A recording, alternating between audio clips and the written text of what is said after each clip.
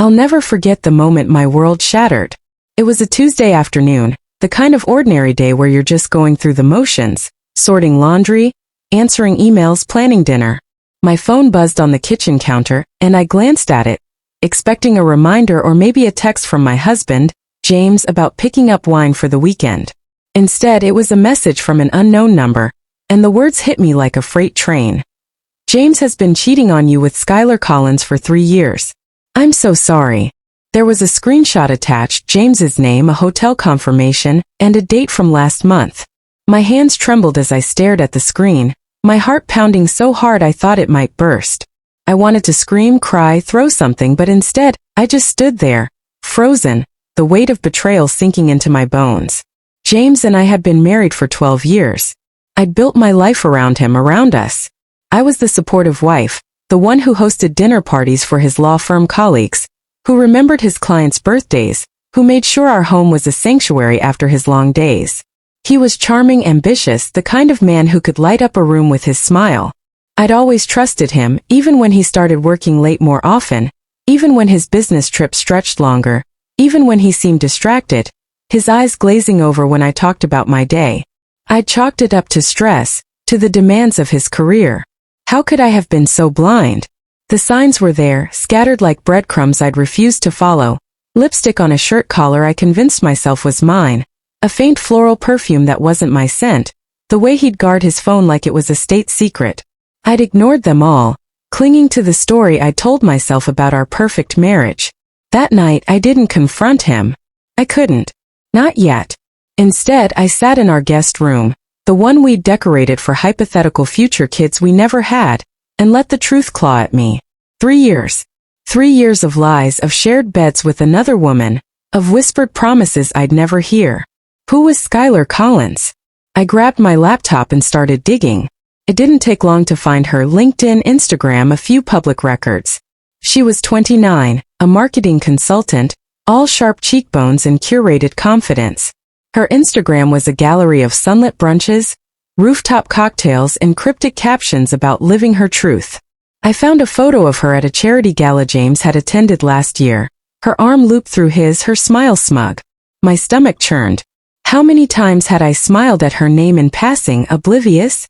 How many times had she been in my home, at my table, while I played the clueless wife? I spent the next week in a haze of rage and resolve. I didn't cry, not yet. Instead, I channeled every ounce of pain into preparation. I hired a private investigator, a discreet man named Paul who didn't ask too many questions. He delivered a folder within days. Bank statements showing payments to hotels I'd never visited, receipts for jewelry I'd never worn, text logs between James and Skylar that made my skin crawl. "Can't wait to see you tonight, baby," one read. "Kay thinks I'm at a conference," said another. I read them until my eyes burned, memorizing every detail, letting the betrayal fuel me. I wasn't going to crumble. I was going to make James face what he'd done, and I was going to do it on my terms. The idea came to me one sleepless night. A dinner party. James loved being the center of attention, loved playing the perfect husband in front of our friends and his colleagues.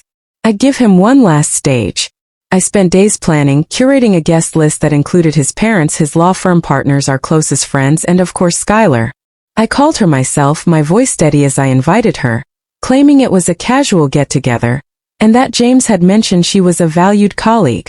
She hesitated, then accepted, her tone dripping with a confidence that made my blood boil. I chose the menu carefully. James's favorite dishes, the ones I perfected over years of marriage. I bought a new dress, deep red, the kind of bold I hadn't felt in years. I wanted to look untouchable when I brought his world crashing down. The night of the dinner, our house was warm with candlelight and laughter. I played my role flawlessly, smiling as I poured wine, laughing at James's stories, brushing my hand against his like nothing was wrong.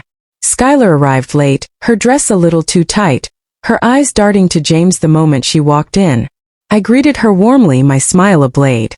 As we sat down to eat, I watched them, James oblivious, charming the table. Skylar sipping her wine, glancing at him when she thought no one noticed. My heart raced, but my hands were steady. I waited until dessert, until the room was loose with wine and conversation, before I stood. "I'd like to make a toast," I said, my voice clear. Every eye turned to me. James smiled, proud, unaware of the storm coming. To James, I began, raising my glass. To the man who's taught me so much about love, loyalty, and truth. The room murmured approvingly. Then I set my glass down and pulled the folder from under my chair. But tonight, I want to share the real James with you. His smile faltered. I opened the folder, my voice never wavering as I read aloud. Hotel receipts, dates, text messages. I passed around copies of the bank statements, the jewelry receipts, the photos of him and Skylar at events I'd never known about. The room went silent, faces frozen in shock. James stammered, his charm crumbling. Skylar's face drained of color, her wineglass trembling in her hand. "Kay, stop this," James hissed, but I didn't. I kept going, laying bare every lie, every betrayal, until there was nothing left to hide. His mother wept quietly. His law firm partner, a stern man named Richard, stared at him like he was a stranger. Skylar bolted for the door, but I didn't care about her. This was about James, about the man who'd made me doubt my worth for years.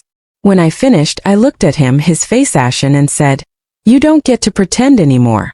The fallout was swift. James moved out that night, his suitcase half-packed, his excuses incoherent. His firm suspended him within a week.